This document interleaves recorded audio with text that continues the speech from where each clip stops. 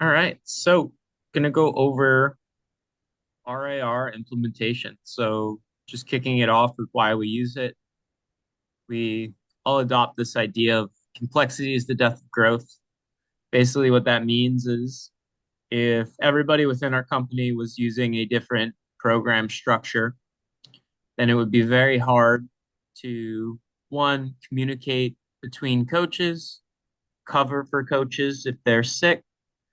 And for example, if I have somebody on some crazy German volume progression, and Will has to cover for me but isn't familiar with German volume training, then it makes it very difficult to, one, communicate between team members, and two, cover for anybody who's like sick or on vacation. So by all adopting a similar system, it allows for clean, clear, and effective communication between team members. This implementation, it is definitely not perfect, but it's good enough. And it follows the main principles of progressive overload and specificity. And then it allows for auto regulation, which is really important, particularly with injured individuals who can experience pretty large fluctuations in performance based on sleep, diet, stress, chronicity of their injury, irritability, all these different factors that can really influence their performance day to day. So, including some form of autoregulation could be very helpful for the main populations we work with, even for our fitness populations as well, though. These things still affect healthy individuals as well. So, having some form of autoregulation is a really great way to acknowledge those factors and not needlessly push when you should be pulling back. And then the opposite case applies too. When you're feeling good, you should still push to kind of get that quote unquote optimal benefit. And again, just striving, nobody's claiming this is the best model ever, but it is good enough for what we use it for. You want to go to the next slide, Will? Yep. So in going through the periodization for our clients, we're going to go through a three RIR, two RIR, one RIR, AMRAP, and then deload.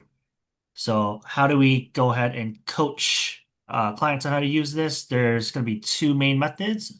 One is simply just asking them their subjective interpretation of how many reps they feel like they have remaining at the end of a set. So you could simply ask, how many reps do you have left in the tank? And getting them used to the system of understanding that three RIR is going to be roughly, obviously, three reps in the tank, two RIR is two reps left in the tank, and etc.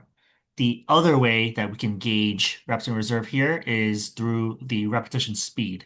So some examples here that you can give clients will be going through the different rep speeds in accordance of a 3, 2, 1 rep in reserve. So as you go through these slides, there are different instructions and different cueing that you can provide. So for instance, here with a 3 RIR, you could, as you can see here, early reps should feel smooth and relatively fast, but by the end, you should notice a slight slowing in rep speed. And then there are also some nuances with AMRAPs and deload that we also want to cover here. So uh, for AMRAP, we have certain instructions that we can copy and paste onto at their EverFit coaching channel with certain amount of rules here. Typically, we don't want to AMRAP the barbell lifts just because they're so technical, and to be honest, the majority of our clients probably don't need to AMRAP their barbell lifts. So just making sure that they understand that.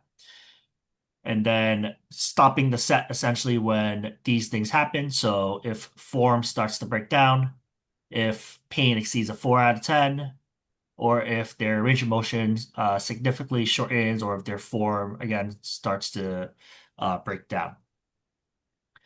So one of the main things we want to extrapolate from the AMRAP is essentially how accurate their sense of reps in reserve is, right? So if clients get more than 5 reps of the target rep count, then we know that their effort level and RIR estimation were likely not accurate. Um, so if they are prescribed 10 reps and they end up doing 17 on an AMRAP, then odds are they can likely push a little harder and recalibrate their sense of reps in reserve.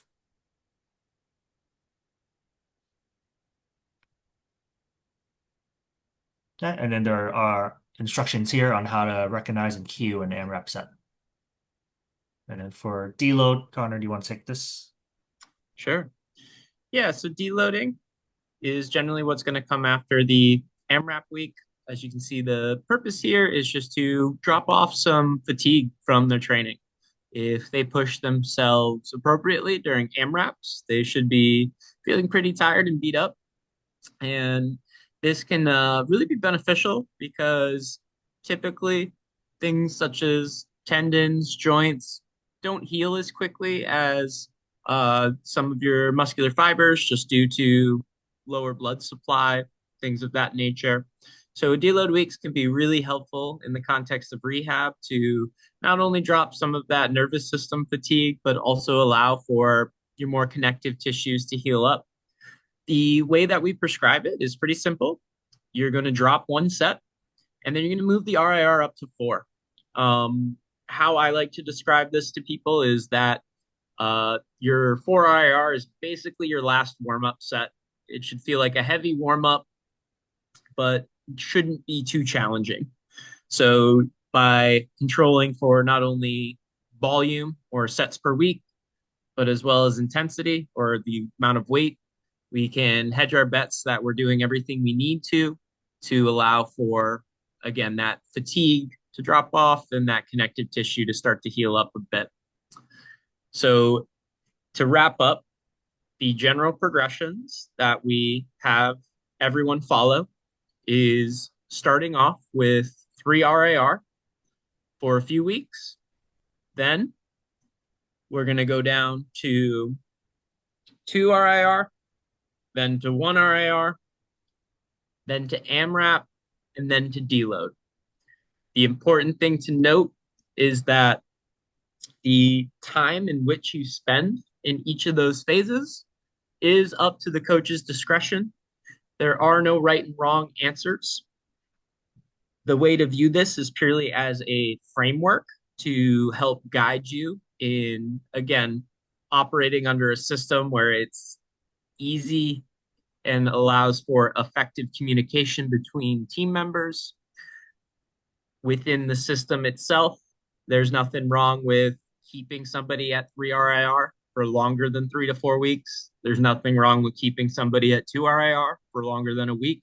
With 1 RIR, with AMRAP, sometimes you can even get away with not doing an AMRAP if somebody's really flared up and agitated, or the block just isn't going as well as you had hoped due to a variety of factors. Sometimes deloads might not even be necessary. So if somebody's like really against them, you can operate under, a different set of guidelines to drop off fatigue. But generally, you want to stay within this prescription so that everybody's on the same page and we still use an appropriate model to get people, more fit, out of pain, things of that nature. Anything you'd add, Will? I think you covered it pretty well. So from here, like Connor said, it's not a strict you must AMRAP or you must drop RIR after a certain period of time. Again, base it off of how the client's doing, their symptoms, their progress. You might even change up an exercise as you're progressing from a 3 to 2 RIR, in which case, again, use your own discretion. If you're adding an exercise and you feel like it is a more sensitive movement pattern that targets their sensitive tissue, you can feel free to even message the client to keep that specific movement at a higher RIR. So lots of wiggle room here. It's not a perfect system. Just making sure that you communicate well and track how the client's doing in response to any changes in their programming. Awesome. So what we expect of you now is to look at these slides on your own, read through them so that you understand this on a very granular level. So that way, when it comes time to educate your patients or clients, you have a good understanding.